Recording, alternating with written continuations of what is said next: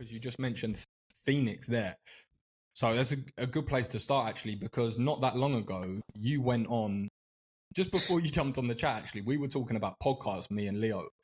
And one of my favorite podcasts that I watch religiously, that I'm upset if it's not on my homepage, is the Red Hawk Recap. And I was so happy to see when you went on there, and you absolutely smashed it when you went to Phoenix. So let's start there. Tell me a little bit about that experience, because that was a cool one. It was. I mean, it was crazy having Sean O'Malley's coach DM you and go, "Hey man, we'd love to have you on the pod." I don't know for what reason. I'm really not sure how Tim Welch was alerted of my existence, but it made a lot of sense because, I live in Phoenix, Arizona, so I was like, it's a pretty easy commute. I remember the day that I joined him on his podcast, I had a flight like right afterwards, so I just Ubered directly to the airport. But it was fun. I mean, he's got a great studio in that gym. They're in a little strip mall, and they've converted sort of the back offices into this whole content section, which I think is just very intelligent. He's a great guy. Tim's a unique person. I think we had a lot of good conversations that day. He asked some off the wall questions, I think. No surprise there. Yeah, I think we got into like fucking people on the road, or like, hooking up with people when you're traveling. And I was like, nah, man, it's not really for me, but but it was a lot. I'd love to do it again. I'd love to have him on, some sort of podcast, because, hey, he's a championship coach these days, all right? Well, I was 10 minutes into his most recent episode, and Joe Riggs, one of the guests and UFC veteran, was describing a story about how he beat up a Down syndrome boy the other day accidentally. So yeah, oh, no. Man, it gets wild on there. Best believe it. But it does have a lot of value, and there is a lot of gems. But talking about a lot of gems, that's where I wanted to sort of start this conversation. Is obviously the last time we spoke, it was when you were in Phuket for Fight Circus, and unfortunately we didn't get to bump into each other, but I was at the event. So I just want to sort of get your, first of all, I want to sort of understand how you came about getting that opportunity on that show, and just get a few thoughts from you around that experience, because it is certainly an interesting one. It is very funny. We'll start with how you came to the event and then didn't fucking say hi. That is so annoying. I was so bummed we couldn't connect, man. I really wanted to get a drink with you. No, like, it was crazy. I think that Fight Circus especially had a lot of more unique elements than past ones. I think Fight Circus at its core, when they were first doing these events, because that was only the 9th one, it was all just about crazy, non-polished, non-rehearsed elements. And this one was the exact opposite. I mean, there was a lot of production that went into it, a lot of thinking, a lot of pre-planning. Those pro wrestling segments, you can't do that on the fly. That has to be something that we're running in the lobby, and everybody's on the same page about, which I enjoyed. I kind of like that change of pace to where, we just have a better idea of whether it or not it's going to succeed. The first show I did was in September, right after my fight with Gabe. The week after, I went to Phuket and did Fight Circus 8. And that was a good time, but it had all of those elements of a traditional Fight Circus show, which I came away from being entertained, but also thinking there's a lot more potential here that I think they're not tapping into.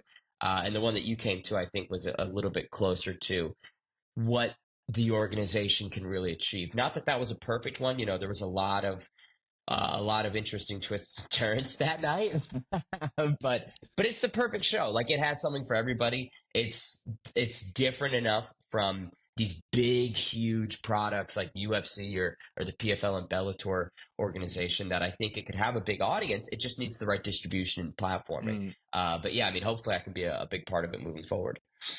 Just jumping off the back of that, and Leo, I'll throw it over to you in a second. Yeah, of course. But I just got a couple of things off the back of that. You said there, Ben, about you think that the product could be refined somewhat, or it could be done slightly differently, and you think there's a lot of potential there.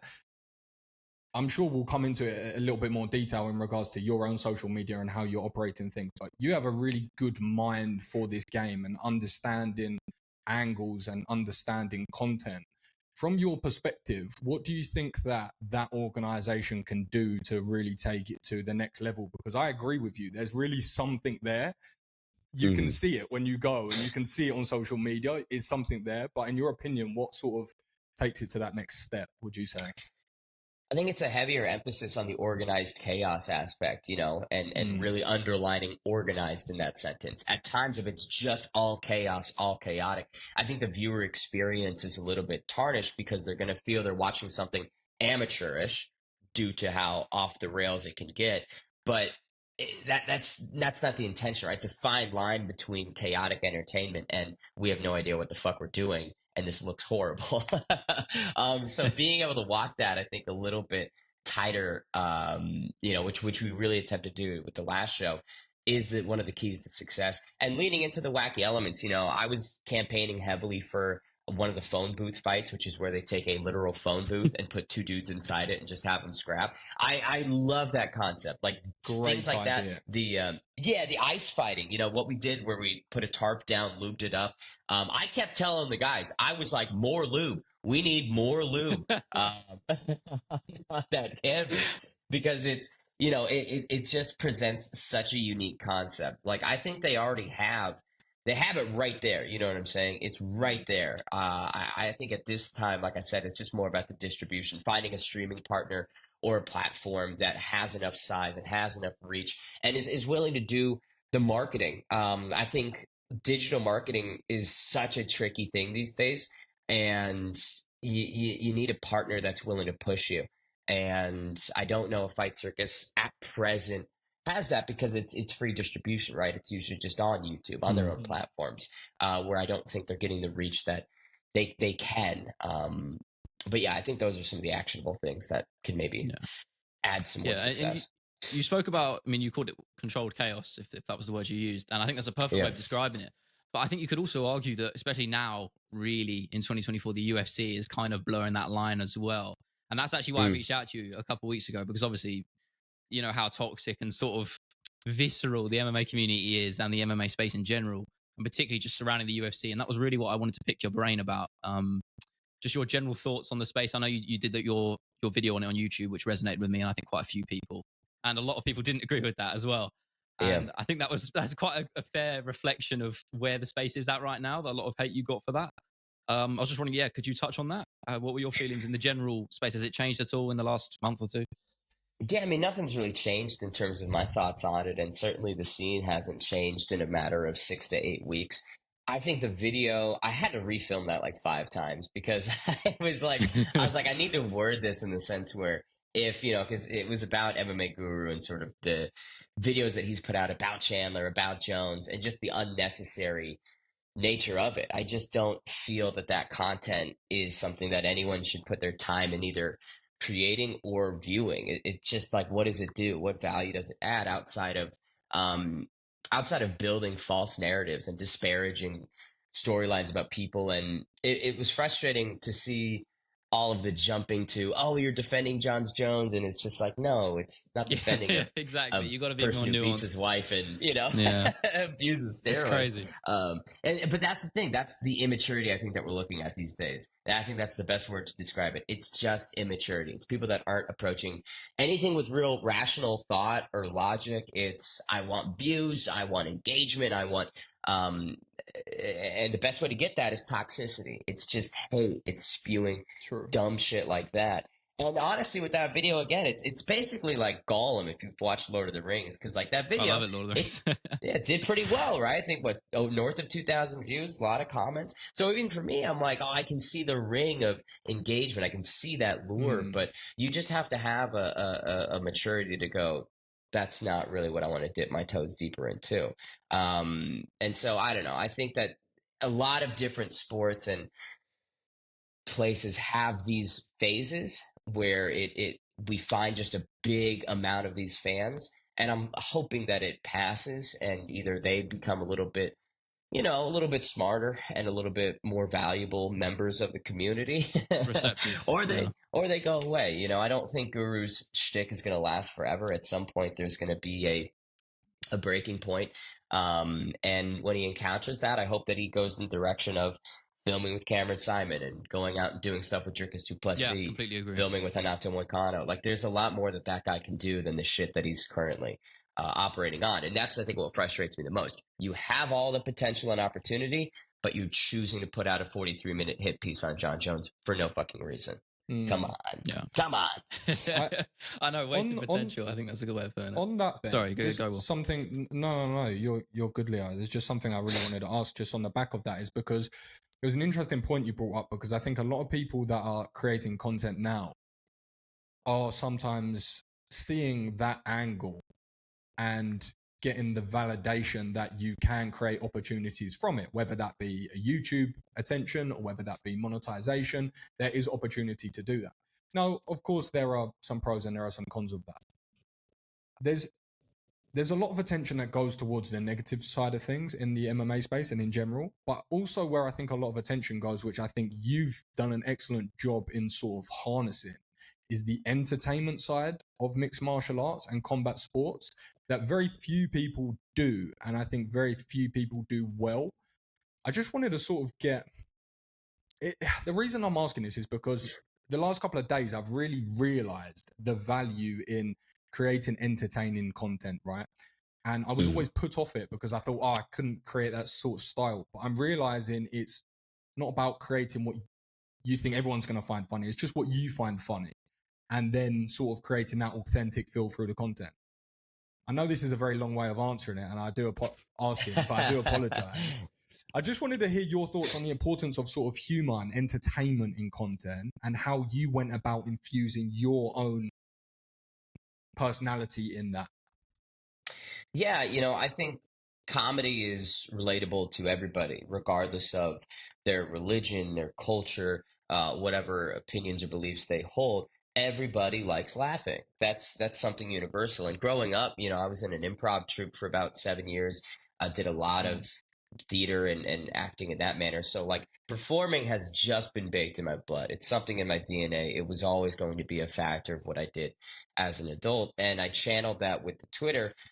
More so, I would say more so like 2 years ago when I was putting out, some skits and some smaller things, where it was way heavier comedic based. These days, I mean, with my schedule, like all I can really do is shit out some dumb memes a couple times a week and then call it a day. Like they're good memes. They're good memes. I don't, yeah, they're fine. And I'm really trying to keep them as like lighthearted and not pointed or directed, because again, I get flamed for that and it's warranted. Like I can't sit here and be someone who's talking about immaturity and then going at fighters at times and whatnot, right? Like I'm not a perfect person and I get emotional here and there, but for what I want to do, I have to be cognizant of those things. And so the stuff that I did a couple years ago, it's just not stuff I can do now. And jokes I simply can't make. And that's like, sort of to rework. I don't know if I'm answering the question at all, but like the thing I feel people sometimes don't realize is what do you want your ceiling to be? What do you want your ceiling to be? If you're going to be a guru, then you have a pretty low ceiling. All you can do is that content, and you can't really expand outside of it because the opportunities are probably not going to be present. If you're going to go to a UFC media scrum and ask about branding, guess what? Your ceiling is going to be pretty low, and that is just going to silo you in terms of what your credibility, people that are willing to listen to you. You're going to be the shock reporter that gets it a couple more times with dumb questions, but then that's it. Now I'm not saying you can't reinvent and evolve your content and become different. I encourage everybody to do so. Like I said, I've done that. I wouldn't be working with Misfits and all the organizations I work with if I hadn't. But I think, I don't know, for me, utilizing comedy and leveraging it in that form versus now it's changed drastically, but the through line's always been, how can I just make people laugh? How can I put something out that would be lighthearted and connect with this community? Because again, it's relatability. If I was posting NBA memes, I don't think MMA Twitter would give a fuck. You know what I mean? Yeah. Or anyone that's mixed martial arts focused. So I think in terms of like honing in on comedy for myself, it's just been figuring out what connects where and how is it acceptable and what line, which is hard. I mean, sometimes I don't know the line until there's backlash. But I think that's how you got to walk it. Yeah. I think in a lot of ways you and Will are kind of very similar in that regard in terms of using your platform. And maximizing the opportunity and potential you can have rather than pigeonholing yourself into one avenue. You're expanding, traveling, working with different brands and companies. And I think that's such a important thing for a lot of people's sort of career paths. They don't really take advantage of. I'm kind of the example of the opposite in many ways. Obviously, I'm quite shoehorned into YouTube and making these sort of storytelling videos, but I really enjoy doing them. And I'm looking at branching out from that. And what I really wanted to just press you on is obviously you do a lot of commentary work, and analysis, desk stuff. What is your favorite part of that process? Traveling, across working with different companies. You enjoy it all, or is there anything? I know the traveling aspect of it. The traveling's become very. Monotonous. I can't use the word difficult because that'd be pretty rich of me to say. Oh, it's so hard. Yeah, but it's it takes tiring. A lot of time away. It's tiring. It's very tiring, and I don't think people realize that. It's like when you're on the road 3 weeks a month, or you've got a stretch of 5 weeks where it's just nonstop, boom, boom, boom. That is incredibly isolating. I've missed out on so many different things in the last 4 years of pursuing what I'm pursuing. And that wasn't really something that I think I realized when I started walking down this path. Is I'd have to give up these holidays. I'd have to give up my friends, my family's birthdays, and special events. I had a situation a couple weeks ago where one of my best friends getting married on June 15th, and there's an organization that I have a show on that date that they placed it on, and effectively was told, listen, if you can't make this, then we might have to move in a different direction. So I have to miss my best friend's wedding in the pursuit of trying to become the best broadcaster I can be. So I think that's the hardest part, is definitely the sacrifices, time away from, my girlfriend, my family. But the best part, I mean, is the connection that you get with the athletes. There is no better feeling than on fight night when you're rotating between the desk, heading backstage, seeing guys before they walk out, and just a couple final words, from both sides. And the energy that is in that venue is unmatched. It's thrilling. It's something that I don't think you can find in any other field, whether it's even sports or job outside of sports broadcasting. Like combat sports fight nights, being a part of those is the biggest joy I've felt in providing roles like commentary or presenting, where you're really baked into the broadcast. It's an honor. I mean, I it's not lost on me. Not long ago, I was doing shows in bumfuck Arizona for $50 an event, right? And so I try and always be present and as appreciative as possible. And I think for me, it's part of recognizing I don't want to suck my own dick too much, but like in a short period of time, going from those types of gigs to where I'm at now, it's a very cool experience, and I'm just happy to be here. Keep plugging along. There were two things that I just wanted to touch on, because Leo sort of mentioned resonated with me, because I think it's a really important point that you brought up in regards to where do you want your ceiling to be, because you're 100% spot on there, because I think we all probably get asked questions in different ways about content creation or MMA, media, whatever it may be. And I think a lot of it comes back to, okay, but what do you want your ceiling to be? Because exactly like you said, you can sit in your room and create content of a certain type, 100%. You'll be able to do that. You could potentially grow it, monetize a platform, create merch, potentially, yes. Will you be able to go to fight events and be in the scrum, as you said? Probably not. So it's sort of understanding and reverse engineering what you actually want out of the game first, and making sure that you sort of mimic that. But I think what that does is ties into what you're doing as well, Ben, is you're doing all of these different things and putting your face and your name and your skills to different areas, but the reason I joked about the turtleneck at the start is because it's actually a really, really smart technique as well to do, because you're popping up in so many different places with an anchor point as something as silly as a turtleneck or whatnot, right? That's just adding on to that subconscious and just giving different touch points to people. So whenever they see the turtleneck, whenever they see you, they're thinking these different organizations. They're thinking boxing, MMA, commentary, desk work. And another point that you touched on as well is, I'm not even really asking a question, it's just a couple of things I thought were important, is I see how much you travel. And sometimes people sit there and they think, okay, I want to travel the world and see this and see that. But as you say, it is tiring and it is difficult, and you do have to fix your eating habits, your workout habits, and all of this, and fit it in a busy schedule. and you do have to miss birthdays and weddings, and you have to be selfish ultimately. So it's just about how extreme are your goals. And I think just seeing what you're doing and listening to you speak is very clear that you have every intention of sort of being in this game for 20 years and putting in the reps. So I just wanted to give you your flowers for that. That means a lot, man. Yeah, man. My justification and rationale is I'll be able to give all these guys front row tickets to UFC events down the line. So maybe missing the birthdays and whatnot will be worth it then. But you're correct on the branding. I mean, the turtleneck and the black blazer and the full black outfit. I genuinely, I think that's like the silver bullet. You know what I mean? Because when you see it, you click and you go, oh, there's Ben. It's like the schmo. And he's a perfect example as well. Maybe a bit more eccentric, but I would say less. I've tried to really be muted. I mean, he's got the glasses and the colored outfits and whatnot. I remember when I first started wearing it, it was probably 2.5, 3 years ago or whatever. And my first like on-site media coverage was a Bellator event. I can't remember which one, but we were out in California, and I remember he texted me and he was like, hey man, just like remember, the turtleneck doesn't define you. And I was like, yeah, all right. But and he's correct. I think he was right in the sense that some people, they focus on like the wrong thing. Sorry, I just words of advice from Schmo. Because he wanted to highlight and emphasize the work you do is infinitely more important than the look you have. You could look like $1 million, you could look like trash, but are your actions valuable? Is the work that you're putting out, the content that you're creating, is that good? And I appreciated that, Not that I wasn't already aware of it, but it was a nice, little touch from him. So yeah, but no, I think the idea. Sorry, you were saying, go on. No, continue.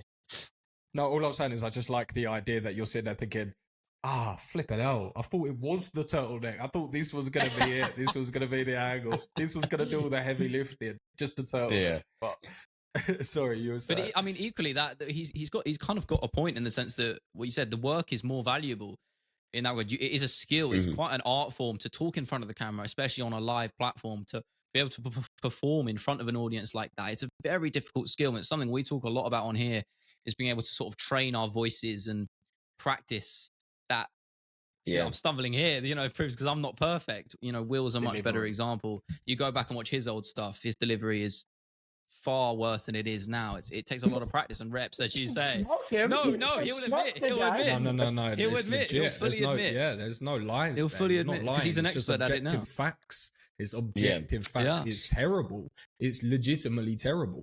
You watch it, it's horrible. The pacing, the pronunciation, it is horrible. So vocabulary choice, yeah. Well, it's crazy. It's like, again, that's why I bring up the background in acting and theater, because I think some people might be confused as to where the skills come from. Not saying I'm the best in the world, of course, but I spent a considerable amount of my childhood performing in front of people, working on those same exact things, utilizing my diaphragm, manipulating my voice to where it sounds a way that a sports broadcaster would. I did sports broadcasting in high school. My first exposure to it was being the president of this media club that my brother had started the year before. All he did with it was like news updates for the school, which were very poorly received. Everyone fucking hated them. I hated them. So when I took over, I was like, okay, we have to do these because the school wants them. Sure. But let's figure out some other things we can do. One of the big additions was live streaming home varsity games for every sport. And we began this early in the fall semester. And so at that point in time, it was just like football. And I just, after a couple games, was like, this is missing something, because it was just video. And I thought, well, let's attach a microphone and I'll hop on it and just provide some dialogue, provide some audio, some entertainment. And I did that for football, did that for basketball, did that for men's and women's soccer, lacrosse. We did a wrestling meet. We did volleyball, anything that I could get my hands on, and provide value with this club. Because again, sometimes you can't go and watch your kid's game, but you want to be able to still tune in. So that was the driving factor. But ultimately what came out of it was I actually like this sports broadcasting bullshit. So that was, early exposure. And I don't know. Yeah. Sometimes people these days where they, I don't know, clown on the abilities or what. I'm like, you don't know what I've done. You don't know how much time I've put You've into been in this. the trenches. Yeah, exactly. You go That play makes 5 ensemble roles in a row and tell me. true. Very, very true. But what I wanted to sort of ask on the back of that, because that actually raises a a good point just in regards to how young you were doing that. And again, you were speaking, and there were so many things that I was sort of agreeing with in my head of similar journeys I had. So it's clear that everyone seems to have some version of that, whatever that looks like for them. But I wanted to sort of know, at what point of that journey or that process when you're doing these broadcasts are you thinking, yeah, you know what, I like this, or I'm good at this? Was there a sort of switch there, or was it just more natural over time? You thought, yeah, I can get used to this. It was the complete opposite. It was the complete opposite, actually. When I was graduating high school, I decided to throw everything creative into the gutter and pursue a finance degree from Arizona State University, which is night and day from out. Absolutely. But my rationale was security. I wanted something secure because I felt creative and the arts just wasn't something that was going to pay the bills. And so I figured because there were a lot of transferable skills into business, interpersonal relations, public speaking was obviously a big one. I figured, okay, that's going to apply one for one into business. And it's not that it didn't, but I overestimated how much I would enjoy it. I fucking hated it. I did a year and a half of commercial real estate interning. I interned at Amazon as a manager. All of the coursework, all of the clubs, I just didn't connect to it. It didn't speak to me. And so my junior year is when all this started and when it all came back around. And I had to remind myself, who am I? What do I like to do? What am I really good at and talented at? And unfortunately, it's things that put me in an ecosystem where job security is non-existent and the path to the top is very challenging. But that's, maybe that's just the cross you got to bear. But it's funny. Yeah, I did not come out of high school thinking, yes, I must pursue something creative. I was like, let me go learn about spreadsheets. And I think that's what counting. you pay for at university, right? I think you don't pay for the degree, you pay for finding out actually really what you want to do by doing the things you hate. I think the same thing happened to me. I found the love for creative side and MMA, doing it as a potential career in my last year of university, and now, fast forward a year and a half and we're here now. And there we go. Just moving ahead, obviously looking at Misfits, that is such a departure from the conventional side of broadcasting in terms of MMA and boxing that you've perhaps usually done. And obviously you're well versed in it now. How would you really summarize that space in 2024? Because it's had a lot of ups and downs, particularly YouTube boxing as a whole. It went through almost a bit of a hiatus or a bit of a quiet period for a few years after KSI versus Logan Paul 2. And now it's had that big resurgence. How would you really summarize the space now, and particularly for you as a broadcaster and as an anchor, if you will?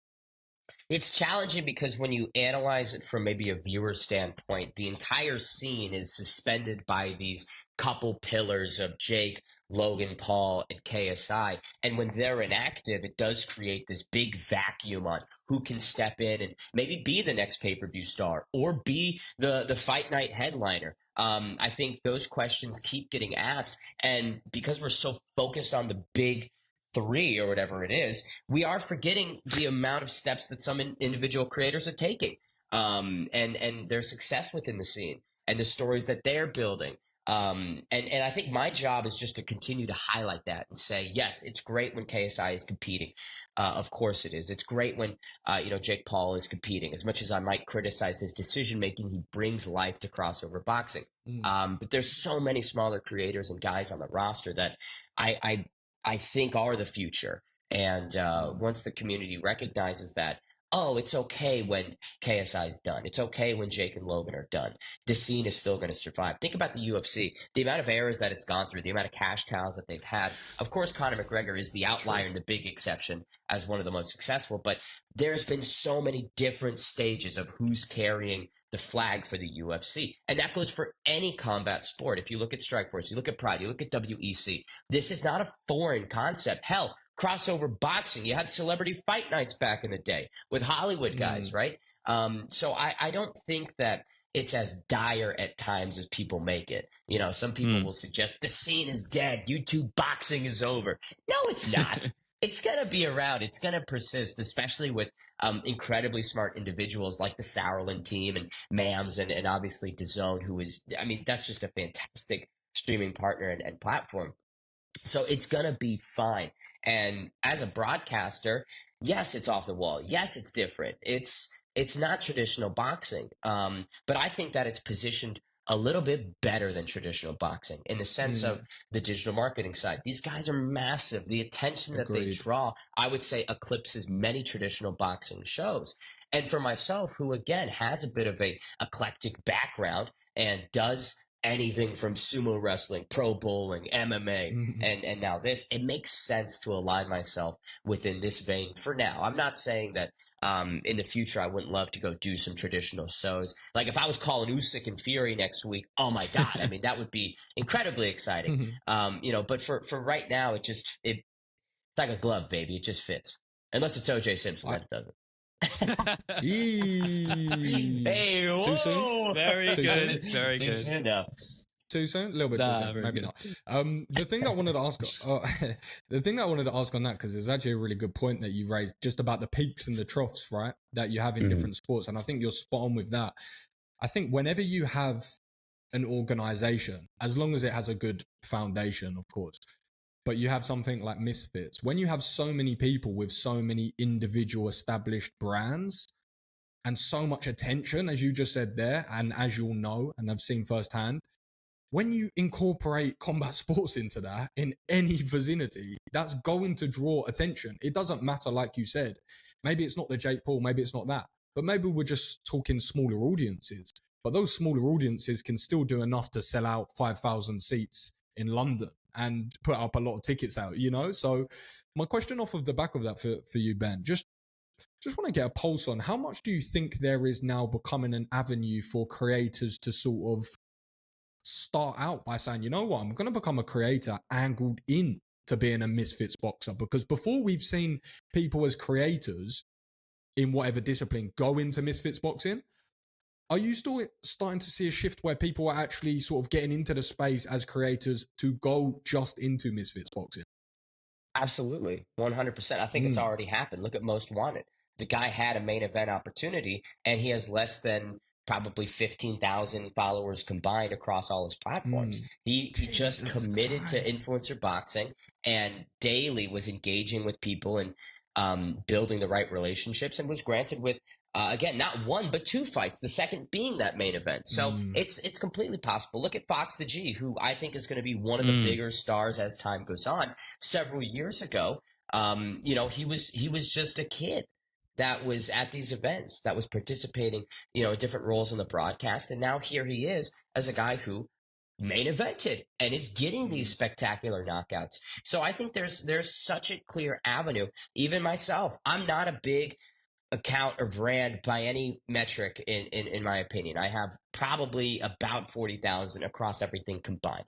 Nothing massive compared to guys like, Ryan Taylor, Mist, people that had just competed, right? But I was given an opportunity. It's there. You just have to be able to capture it and network effectively. It's life comes down to networking. It's not what you know, it's who you know. And because of how accessible people like Mams Taylor are, Mams is always in Twitter Spaces, right? Because they're so accessible, that means you can get that FaceTime and get that exposure. And the opportunities will come. It's about consistency, though. I've had people that DM me and they're like, "Oh, I want to fight on Misfits. Can I get on Misfits?" And obviously, the first answer is no. The fuck do you think I am, right? I'm not a matchmaker. I can't do much for you. But if you give me something, if you can provide a story, if you call people out, if you're engaging with the scene in a valuable and constructive manner, that adds interest and people want to see you compete, then boom, you've got it. And again, there's also smaller fight shows that you can be on. There's Creator Fight League that Anthony Taylor started up. There's Breakout Boxing. There's smaller developmental shows, just like regional mixed martial arts. I don't know if you can hear that, but my dog Daisy's losing it over a tennis ball. But there are other opportunities and avenues. When people think of getting right to Misfits, sure, that's one way, but maybe the smaller scene is where it's at, right? And you spoke about, obviously, opportunities for other people. For yourself, this is what I really wanted to ask you, because on the podcast we've had the privilege of interviewing a few fighters, and they've talked about their experiences, inside and out of the cage.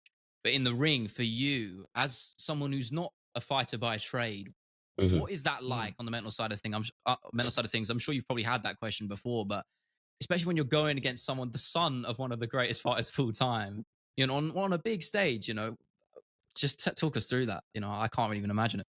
It was the least stressful experience ever. It was there was no anxiety associated with it. I think because we all knew exactly what was going to happen, right? I think the stress comes from the unknown, and it's what can I gain versus what can I lose, and I just don't know how this fight is going to go. I prepared so long for this, and who knows how it's going to play out. I went into that with a pretty good understanding of what was going to occur. So because I accepted it and made peace with it, why would I be stressed about it? Why would I have anxiety about it? I mean, that entire fight week, I was just having a ton of fun. It started off with me losing my fucking luggage, right? So that already set the tone. I was like, British Airways captured my duffel bag, and that was that. So I had to wear the robe. I had to kind of resort to the jorts, which again was not something I had thought of beforehand. And because that was the tone setter. That was the first thing of fight week where I sort of was just like, all right, this is how it's going to be. Would I be right in saying you wouldn't have it any other way? Sorry to just cut you off. Oh, yeah, of course not. Yeah, I mean, I think everything about that went perfectly. Genuinely, Misfits 09, I think it went perfectly. For everybody, I think the best moments in terms of the press conference of just ruining Gabe. Everything I said, he had no answer for, which was really funny. I expected more from him on the verbal front. The open workout I thought was funny. My coach wasn't even fucking there. He got there right before, I think, the ceremonial weigh-ins or something. So I had a random coach who I'd never worked with, which is why I was like, dude, I'm just going to start throwing Superman punches because I've never worked with you. You and I don't have that rhythm established on the pads. None of this matters. And I was just having fun. And Gabe gets a cool walk-off KO, right? He gets a great highlight, gets to show everyone, oh, that's the son of Anderson Silva. It was a can-crushing match. I've called that dozens of times on the regional scene. It was a squash match. I knew what my job was, but I maximized it. And I understood that, I'm here for getting face time with the people that make the decisions, right? So that I can say, let me broadcast. Let me provide a lot more value to you as a broadcaster and a member of the on-air talent than somebody who is a fighter and worked out for everybody, right? I mean, Gabe kind of fucked his opportunities up, but that's Gabe's fault. I think two things are really clear when you speak about your experiences, Ben, that really stand out. And the reason I'm saying this is just to anyone that's listening that's trying to take value as creators or getting into the space. I think these things that you're touching upon are super, super important, because the first one is the understanding of just doing anything and everything. And at your example there, getting in the ring with a legend's son is everything in regards to getting your foot in the door and getting opportunities and getting face time with the right people, because that isn't spoken about enough, how important that is and the extents that you should go to. And secondary to that as well, one thing which you get repetition of when you're young and you're doing these lessons, and you've done that for many years now, but it's the vulnerability to be able to go on camera, to be able to do these different things, and then to fight in front of camera as relatively or much less trained than your opponent. That's the thing that hinders people a lot with content. They love the idea, they love the outcomes, they love the end goal, they love all of that. It's very hard to be extremely vulnerable in front of millions. And I think something that you do on a very impressive level is be very vulnerable in front of a lot of different people. So just giving your flowers and sort of touching on, if anyone's listening, some of the takeaways. You have to be. That's the risk and reward. If you're not swinging for the fences, then you're going to end up with only singles or doubles. A lot of things I do, I'm just going for grand slams. And that's not to say I'm impatient. I understand that my career is going to take a lot of time, but why the fuck would I wait? I'm going to try and expedite things as quickly as possible. And if you're not trying to make the most of things, what are you doing? That's a mantra that I've held from high school, where every day, you just want to try and capture the full extent of what's possible, And I mean, Did I realize how often me getting knocked out would get thrown back in my face? Maybe not really. Naive. But if you Come think, on, that is yeah, naive. yeah, I should have. I mean, I knew, I figured, but honestly, the big thing is at least it's not me getting my ankle snapped by Brad Bolton. You know, it sort of replaced that CFFC pro grappling experience. So whenever I lose again, that'll replace me getting knocked out by Gabe, and it'll just be this chain of Yeah. of me replacing it. But Will, you made a good point about being vulnerable and being on camera and being in the public eye constantly. And obviously, the double-edged sword to that is the hate. It is the backlash you're going to get. It is stuff being thrown back in your face, particularly after losing on a big stage. You know, it sucks and it hurts. But we talk a lot about being able to sort of neutralize those bad comments just mentally and being able to get past them. And we feel like we do a pretty good job about that. My favorite strategy, particularly on YouTube comments, because people will find any excuse to go after you for no reason. It's just sort of be really overtly nice, and it just throws off their equilibrium completely. How do you really handle that? I mean, obviously, it's a lot harder for you as a bigger creator. Yeah. I always just try and visualize the person behind the keyboard, right? I try and just think of who is this sad fucking idiot that's sitting there at 3 p.m. on a Tuesday going, "Oh, you got knocked out," or especially on YouTube comments saying dumb bullshit. Like, why would I care? Genuinely, why would I care what you have to say? I really try, and again, I'm not perfect. There's many examples of me getting emotional and arguing with people, but like, I really should only have an ear for the people I trust, the people around me, and you know, guys that are in this profession better than me. If they're not criticizing, they're not shitting, if they've all got positive things to say, who gives a fuck what Danny Joe has to say? The best example of this that I have most recently is with bowling. The Bowl TV audience hates me. They do not like me, and that's something that that's something that I've had. Absolute belter sentences, and the bowling TV hates me is one of my favorites that I've had today. Yeah, I'm probably one of the few people on the planet who's hated by an entire community of bowling fanatics. So I got crazy flowers there, and it's like, what did I do? I just tried to broadcast. Which I understand their frustration to an extent. You know, we had a member of the Bull TV crew, which I'll back up and give some context. I was really interested in pro bowling at the beginning of last year for a commentary angle because it was very different. I felt that nobody was banging on the door of pro bowling broadcasting. And if you look at the PBA tour, it's on Fox, it's on FS1, it gets ESPN coverage. So for me, I thought, okay, maybe this is a really smart thing to try and break into. And that started this journey of just, I mean, it took like 9 months of constantly networking, constantly emailing, following up, building the relationships to the point where they brought me out and were like, okay, we'll hire you. It took a long time. And then what was I rewarded with? We fucking hate you. But I get it to an extent. We had a guy in the on-air crew that he was leaving the organization, and I came in, and it was just an unfortunate coincidence. And so a lot of the Bull TV people felt like I was his replacement, which was not the case at all. But he's, a much better bowling broadcaster than I am at present. And again, I sort of think, okay, Tuesday afternoon, 5 p.m., you're watching pro bowling. Why do I have to care what you're saying? Like, respectfully, what the fuck do I give? You know, especially if the Bull TV execs and like my bosses are content and pleased with the commentary, and I am getting significantly better at it. Hate on me all you want. You can threaten I'm going to cancel my subscription. Guess what? They don't care. The organization is not that bummed about losing one guy. But I appreciate that you needed to vent and vocalize that frustration. And again, my thought is, in 6 months, are they going to hate me this much? When I've had 6 more months of reps and experience calling bowling, are you going to be that mad? Probably not. So it's a long game. You gotta play.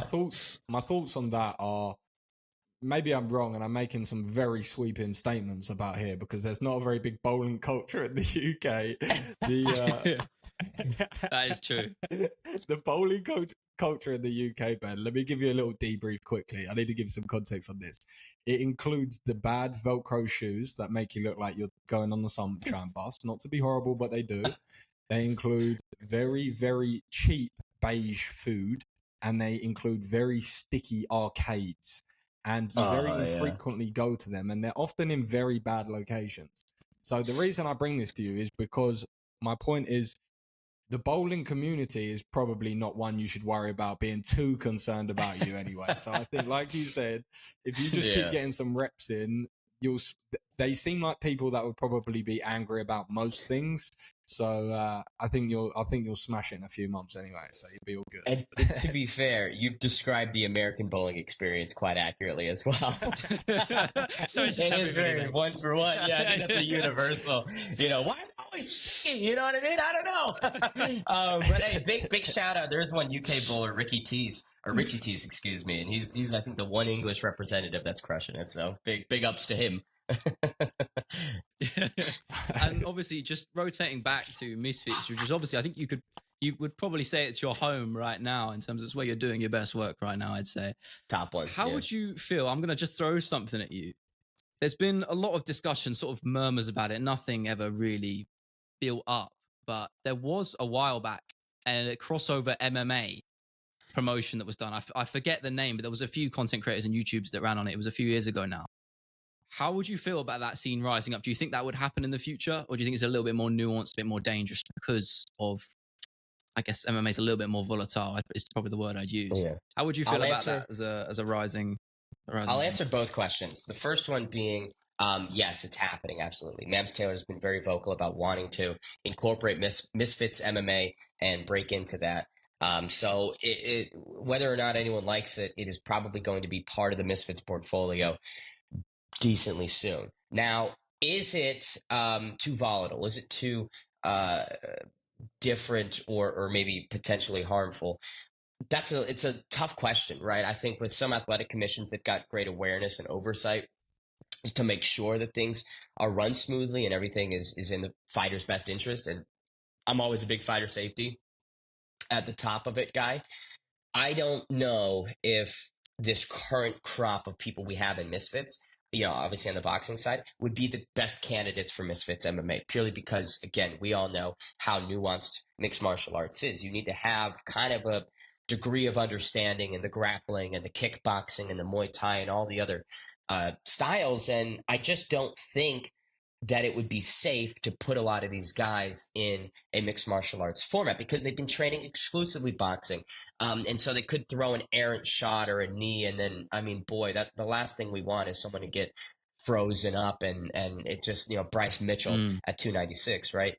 Which I grant that could still happen in boxing, right? For sure. But you know what I'm trying to articulate. And the other element of it is a presentation angle. Boxing is a very clean looking sport to present. You've got the ropes that you can stylize. You've got a nice canvas. You have this overhead that you can zoom into at the start of rounds. And I just think that it's a way better sport to present for what we are trying to do. Within mixed martial arts, you've got the cage. You've got these extended grappling sequences that could just zap up energy and really deflate the atmosphere like nothing else. And we see how that happens in UFC crowds where it's an audience that knows what's going to happen, right? It's mixed martial arts fans that can expect a certain percentage of grappling on the night and they boo instantly, right?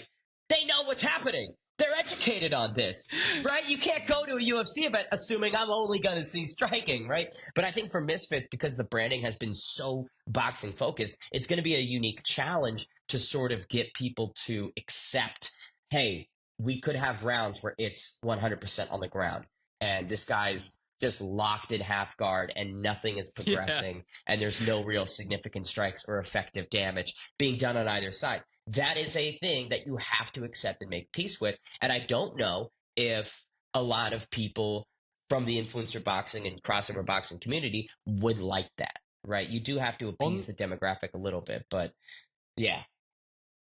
No. Sorry to cut in. I thought you was just ending on there, but it brought to the forefront of my mind because you're 100% right, and I think that's the sticking point, right? Is how do you sort of blend them together?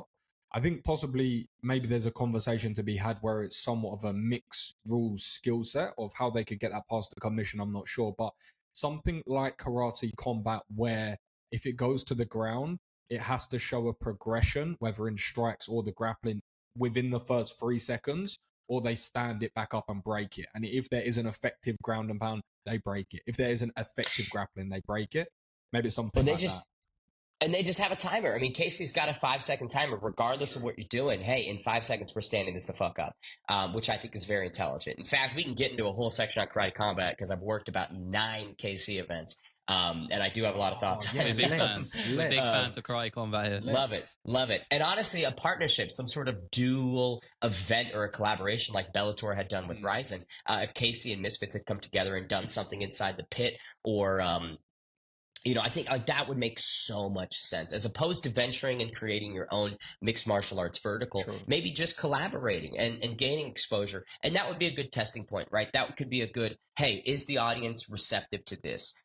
Before we put in all this time and energy and build a completely new roster of mixed martial arts influencers for this type of, event, maybe we just have a partnership. And then if the fans love it, then we can continue. I think that would be a very intelligent way of going about it. Misfits and Cage Warriors, right? I think a collab event would be perfect. I think that would make so much sense for everybody and gives, both demographics a bit of a look on the opposite side. Because if they do a Misfits MMA, that feels almost too self-contained, right? You're just keeping it within your own borders, whereas there is a great opportunity, I think, to branch out and establish these connections and relationships and make Misfits bigger than it is, But yeah, I think with Karate Combat as well, I've been watching quite closely what they're doing, and I've been following the president Asim for a while now as well, and he is, as you'll know, an absolute character, and I really like what they're doing over there, and I think the product is excellent, and the people that they have working completely understand the game from very different elements as well, which I think they're nailing. Just from your experience, what is Karate Combat like to work at? Because I've spoke to him about flying out and hopefully going to some of the next events to cover, because it looks incredible. What's it been like for you? Fun. It's the definition of fun. Those fight weeks are just a good time overall, I would say. Mac Malley is one of their social media managers, and he's a very close friend of mine. And so it's very good to get the chance to see him and spend time with him. He lives in New Mexico, and so I don't get to see him frequently. It really is just KC fight weeks. And so there's such a great social angle. But like you said, what they're doing is beyond impressive. Since 2018, they've just added every single show. They keep building more and more. And with the round of funding, they did, I think, like $55 million in funding 2 years ago or something. So they've got a big base, a mountain of gold, a Smaug type collection of riches to utilize. And that's what they're doing. That's how you see Rockhold and Schilling. That's how you see Pettis and Henderson. I'm not going to get into the numbers, but those are not cheap matchups, right? But because of what they have positioned themselves in, they can deliver that. And I think that's so smart. Their up only gaming is a very unique take on, I can't say they can't say gambling, but in the sense of like gamifying interest, it's beyond intelligent, and they've had like a 200% increase in user base event after event. You just don't see that exponential growth really anywhere else.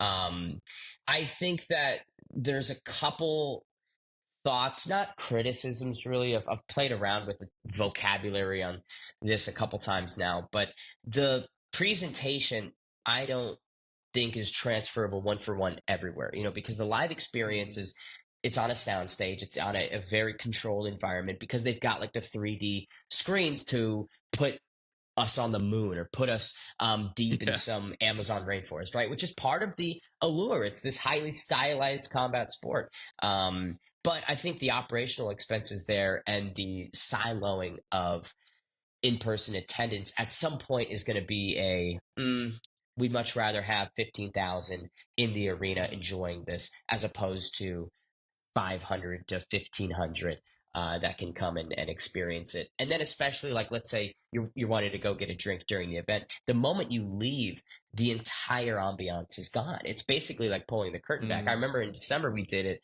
at a venue in Vegas, and it was in this like big warehouse. And the moment you stepped off like the stage and where the bleachers were, it was just this big empty conference hall type feel. And I don't know, because like when you leave your seat at a UFC event, you're still at a UFC event. You can still hear what's going on. You can still feel the energy and the atmosphere. And I think that would be the one, sort of like I was talking about with Fight Circus earlier, an area of opportunity to where if they can unlock that and really create this immersion holistically, then off to the races. But yeah, I mean, KC's fucking fantastic. I really hope that they keep crushing it. Now they're on Fight Pass, which tells me, hey, they've got the right people tuning in.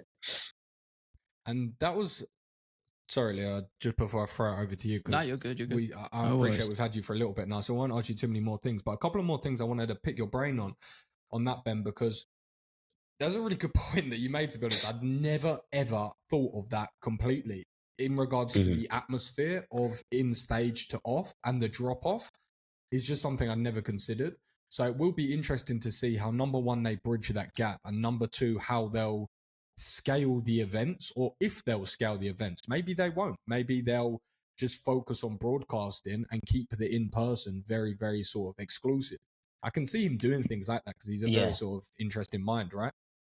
Maybe. And President Awesome is a quick comment on him. Very authentic and genuine. What you see on the interviews and these appearances is quite literally him in person. I've had the pleasure of doing a lot of shoots with him, and when the cameras aren't rolling, it's just the same fucking guy. He is that, he's that wild, energy, which I really, really appreciate and like about the dude. He's just authentic. I remember we were doing that show in Vegas, and I was in charge of doing those like sit down shoots for the broadcast, where you've got them in like this black room with the lighting, and they go, "Oh, my name is this. I'm gonna knock out my opponent." So that type of head to head video package, I was running it, and he sat through every single fighter. He spent about 6 to 7 hours sitting through every single fighter's appearance, which is something that the president of the organization doesn't have to do. Right, that guy's probably got other things he could definitely turn his attention to on fight week, but he chose to be there and be with the fighters, learn more about them, and show some respect and love to them directly before they left that room. Which I just really, it really just connected with me. And I know that he gets a lot of criticism and he gets a lot of flack, and he's a polarizing guy. That's kind of the whole point. But that action right there, when I sat for 7 hours and he was just locked in the whole time, it was very impressive, and I greatly appreciate it, and have a much better, not that I didn't have a positive thought on him, but it really just greatly enhanced my view of him. Yeah, I think you have to be a really polarizing figure to lead an entire combat sports promotion. I think it takes a lot of flair and panache to do something like that. And just to finish off before we let you go, just circling back to the UFC MMA, it's our favorite thing, it's our home. What do you feel fight wise the UFC should be doing? Because we spoke with Troy Robert yesterday, as we mentioned earlier, about the fights he wanted to see, and his comments resonated with us a lot about John Jones fighting Tom Aspinall being the fight to make. I'm assuming, or I'm hoping you agree with that sentiment as well. Seems like a lot of the MMA community does. It's crazy that there are people that go, "Oh, John Jones doesn't need to fight Tom. What has Tom done?" And just like they suck down this narrative and this rhetoric that Bones has created, which is absolutely stupid. No disrespect, but he is the fucking interim champion. He knocked out the boogeyman of the division in 64 seconds or whatever it is. If you want to be a legit champion, you must defend against the guy who holds the interim title. It's dumb for people to say Tom needs to defend that interim belt. Ugh. No, he does not. He has captured it's basically like in boxing. He's the mandatory contender, right? You cannot do anything else outside fight this guy if you're the heavyweight champion. So for John Jones, I get it's a sticky spot. You don't want to take on another young, up-and-coming, hungry guy who is a bad stylistic matchup. I understand his pause and wanting to look elsewhere, but unfortunately, by virtue of him having that strap, he's got to do it. And if you don't want to do it, put the fucking belt down. You vacate the division and you let the UFC move on. You're 38 years old. You're coming off of a pectoral tear that ruins people's careers when they're young. I just don't think that it's important for him to be the champion anymore. If he wants to have legacy fights, he can do that. He can headline a pay-per-view against Stipe without the belt. He doesn't need the heavyweight belt. It's John Jones. But in order for the UFC to operate and evolve as a sport, we need to have contenders and legitimate titles. And right now at heavyweight, that's being bottlenecked and that's being destroyed. So I'm sorry, I don't want to be disrespectful to what John Jones has done inside the ring. He was a fantastic athlete. But if you're not going to entertain Tom Aspinall and you keep putting him down and downplaying him and no selling Tom Aspinall, then that says a lot about where you're at as a competitor, as an athlete, as a mixed martial artist. And maybe it's best for you to put the belt down and go home because there's no fucking point that we should entertain this. Tom's young, he's hungry. All we're doing is wasting his prime. I completely agree with that. Tells me that you may have thought about that before, Ben. I could be wrong. I don't know, but it sounds like you've. How could you not? How could you not? When you see his tweets, when you see him trying to hype up this dead, boring fight with Stipe. Yeah, hiding replies that mention him. It's just pathetic. Like, if Stipe Miocic has done something in the last 3 years to warrant this fascination from John Jones, then I could be interested. If he went and knocked out a top 10 guy and then sat on the sidelines for 15 months, maybe I'd have less of a problem. But getting murdered by Francis Ngannou and then disappearing from all relevance, why the fuck would I care, John? Stop trying to hype it up. There's nothing here, and like I said, if you want to fight him, you can, but you just got to relinquish the belt, because if you fight Stipe, right, that's going to be deep into 2024. That's not happening anytime fucking soon. And then what does that mean for a unification bout? It's going to be mid-2025. John Jones isn't going to make a quick turnaround at 38. That guy's not pulling, he's not Davison Figueiredo. He's not doing back-to-back pay-per-views. So I just feel, for Tom's sake, for the division's sake, move on.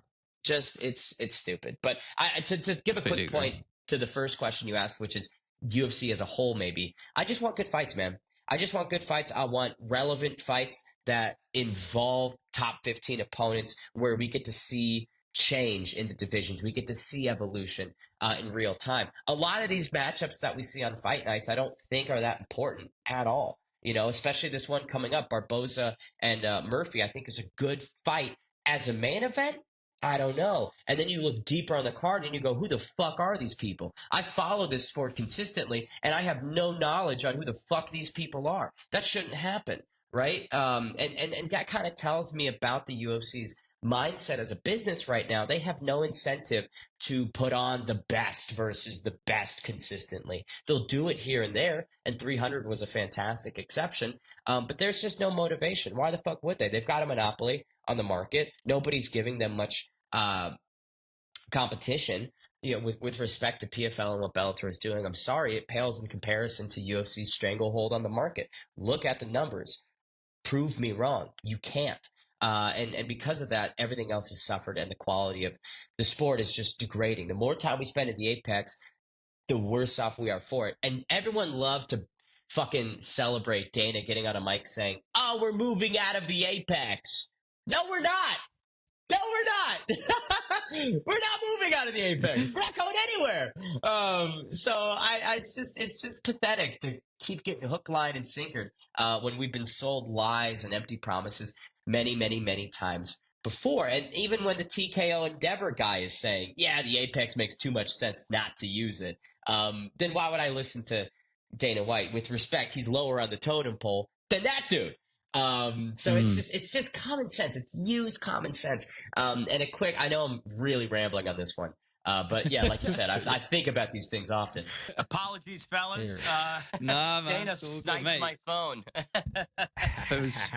You were going 10 out of 10 for us there. I said to Leo, I think it was just the heat of his phone just burnt it to a crisp. That can happen. Matt takes were too hot. Was just going off on absolute flame. Yeah. I love it. I love the passion, and I love the methodical breakdown of the entire landscape. You're a wordsmith. I really have to say it. You are an absolute wordsmith. Why else would I be a commentator, gang? That's true. You're very good. Exactly. reverse engineering your abilities and your repetition. So it's very impressive. But penultimately, I've got two more questions I would like to ask you, and then we can wrap up. But I think something that I would like to know, and I'm sure Leo and a few people listening would as well, is you've, with a lot of hard work, first and foremost, you've managed to get a lot of very, very exciting opportunities for people that are fans of the sport or getting into the job or getting into different aspects of it.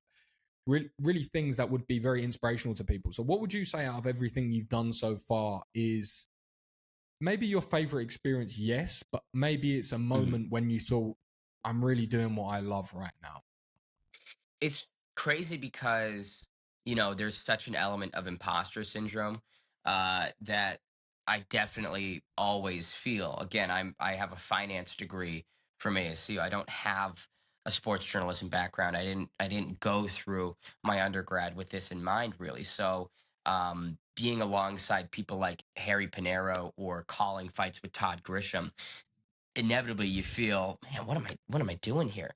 But the one really cool moment I would say this year that I was blessed enough to have was calling a sumo wrestling event at Madison Square Garden, which was ridiculous. I mean, that's the most famous venue in the world. And that day was, I really, really focused on being present and soaking in the moment. Who knows when I'll be back, if ever, to MSG to do play by play. But I just remember that was a really special day where I could sit back and go, this is a true product of what I've been working towards and a valuable step to show me that I belong in these types of places.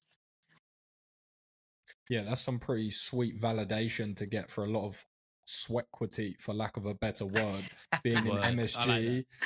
It's a good one that you can feel free to use that one. But it's true, it's good validation for a lot of hard work to be sitting in the most grand platform for combat sports and one of the most prestigious versions of combat sports in sumo, which is one of the oldest and one of the most beloved within their culture. So the last thing that I sort of wanted to ask you is, because it's very evident through our conversation and sort of watching you operate on social media as well, that you're very ambitious, of course, but you're also very hardworking. So I just wanted to hear from your perspective what you think the next few years look like for you. The one thing that I've been taught over the last couple of years doing this is it's just beyond unpredictable. You never know when something's going to come out of left field. And that's caused stress for me because, as someone who does like to plan and outline, these curveballs you just can't anticipate. But I would say the next 3 to 5 years, some of my big focuses and boxes that I'd love to be able to check would be, the Contender Series or Road to UFC. I think providing play-by-play for those shows would be the next big step for me in mixed martial arts. I have a deep interest in getting involved with some network type of role. I mean, I'd love to do basketball play-by-play. I think that would be a lot of fun. So maybe figuring out a way to link up there within 3 to 5 years would be a good time investment. But I can't really give too much of a specific answer. I've got like a full 3-5, 5-10 vision board at home with all the goals and things, but it's just impossible to really cite. Let me change the angle just slightly on that, and Sure. I promise I will let you go after. But it's just because I'm interested, because I know that you will have some tucked away, so I'm just interested to hear them. Maybe less grandiose. Maybe it's just a couple of small bullet points that you have written down on those boards. Is there anything that sort of sticks out? And it could be very small. It could be like having a meal with a particular person in the industry, or just getting a certain connection. Is there anything that maybe sticks out to you that's on that board, or maybe something that deep down you'd really like to achieve, maybe on a smaller level? Fair. The biggest one I would say is the Olympics. One of my huge life goals is being involved with the Olympics in some meaningful manner and providing commentary for God knows what. I mean, I've heard so many stories of people who go there and they're tasked with, the cross country skiing, and then they find out, oh, I'm doing the half pipe, later today. So I just think it's a cool broadcasting challenge. It's the pinnacle. Yeah, right. it's the pinnacle of athletic achievement. And so to me, I'm like, it's the pinnacle of broadcasting. Goes hand in hand. Like these guys are the best in the world at these specific disciplines, and the people calling them same type. So, boxing, doing boxing for the Olympics would be like a dream come true, I would say, for sure. Yeah, all good. You wanted to wrap it up, or actually, I'm going to round up. There was a couple of quick fire questions. I wasn't going to say them, but just quickly, two ones. Favorite fight of all time and your favorite knockout of all time. Favorite fight of all time, I would say any of Billy Quarantillo's wins are up there with my favorite fights of all time. That guy, when he fights, it is the most stressful experience ever. I remember his fight with Alexander Hernandez. I was up there in Vegas with him earlier in fight week doing some stuff, and had to come back down. And I was driving, trying to get home to make it, and his fight started as I was on the road. So I pulled into a parking lot and just like had it on my phone, was screaming in the car. When he TKO'd him, I mean, I threw my voice out yelling for him. So he's a fantastic guy, and would have to say favorite fights, all of Billy's. Favorite knockout, probably his loss against Edson Barboza. No, I'm kidding. It's a great knockout, to be fair. It's it's a tough one. I was there front row for it, dude. I was like, man, favorite knockout of all time is a great question. Honestly, Barboza's versus Terry Edom is, I think, an underrated one that we always see as a highlight, but like modern day fans would never really go, oh, that was the top one of all time. I don't know. Yeah, we'll go with Barboza Edom. We'll stick with that one. That's a good one. Yeah, definitely a great one to pick. Thank you so much, Ben. This has been the MMA Creators Podcast, episode number 51, I believe. And I don't know when this is going to air, but we'll figure that out. We will see you, though, next Sunday. Cheers.